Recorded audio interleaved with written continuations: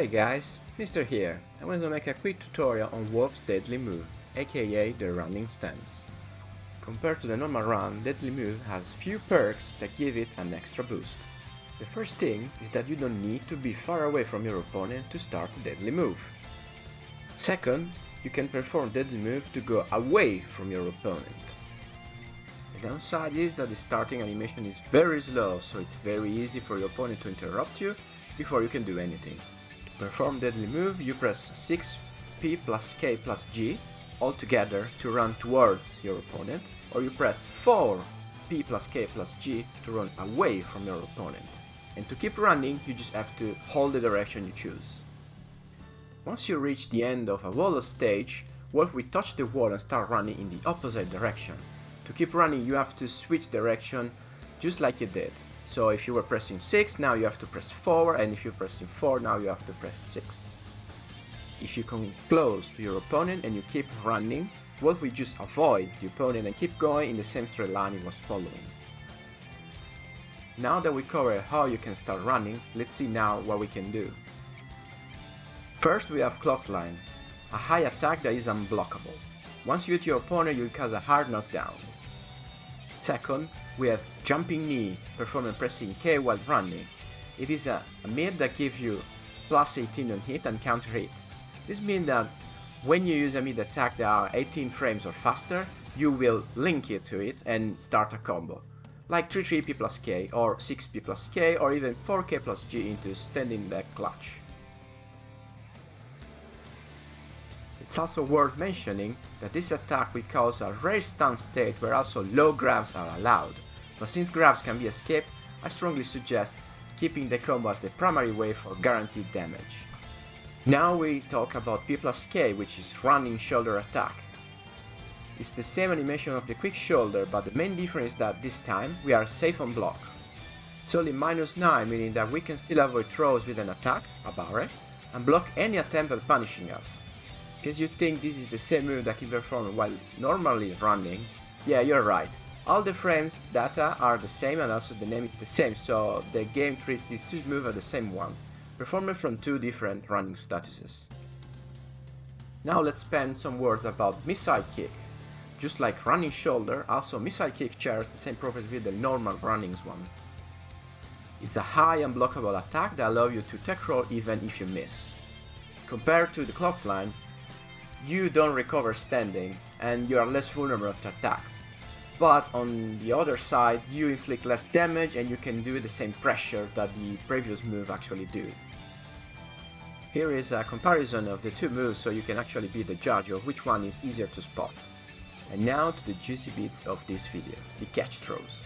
Sky High Shoulder Throw is the throw that we perform pressing P plus G while we are running. Wolf, we shoot the opponent into the air. And unless it's Takarashi, you can actually follow up with a very nice combo. This one works on everybody except the highlighted characters. This one instead works for sure versus Shuren and Blaze, cause they have weird hitboxes. This one instead is the easy combo versus Akira. I said easy one because there is also a harder version. To be sure to land it, you have to always use the offensive move toward Wolf's backs, and the jumping knee bot must be performed without wasting any frames.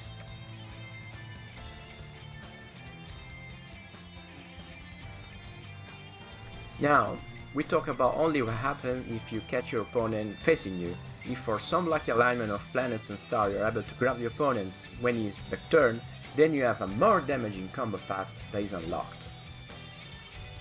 This catch throw is there because all the hits I mentioned before are linear attacks. If the opponent tries to dodge with good timing, the catch throws will educate him to stay put. Lastly, we have the low catch throw, known as Big Bridge Hammer. Why are wrestling moves so long? No fancy combo this time, but you get 70 damage, plain and simple, which is kinda nice. So far, we just talked about attacks and how to keep performing the stance. But what if we feel like we won't have success using Deadly Move and wanna minimize damage? Well, you're in luck, because this running state can be cancelled with a jump. Deadly Move into 7G or up back guard is a tactic I use often on the opponent's Oki to induce a rising kick so that I can punish it with something fast and with good range, like quick shoulder. You can also decide to use different jumps like 8G or even 9G if you think the opponent will stay down enough to gain strategic positioning or Oki advantage. But all of this is useless if you don't know when to use this move.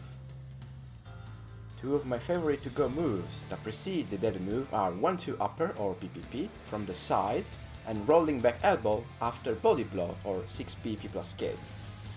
These two moves will give you enough time to start doing the deadly move and force a choice on any opponent that decides to tech roll or quick drive. If they stay down, you will still have time to jump back and punish any rising kick on whiff, like I said before. You may also consider running from far away to try and break the ice in neutral, but my success rate with such tactics isn't very high, so I personally don't encourage it. Just like anything in VF that isn't named Jackie or Akira, in this game making a choice means also taking some risk. Deadly move is no exception. When we start running, we can properly hit check what the opponent is doing. All linear attacks leave the progressor open to punishment, and the total amount of frames for every of these moves isn't a tiny number, meaning they can kick both ass big time. Catch throws can be countered with a regular throw. In fact, that's how the game is designed. Catch throw will trigger a skipping animation state on the regular throw, transforming them into perfect counters, so a very good player will always keep this in mind. The trick to be effective is to mix up your offense and to not always use deadly move on Oki. I hope that this little video helped you in your journey with Virtua Fighter 5 Ultimate Showdown. Don't forget to follow my Twitch and Twitter account for future content. See ya online!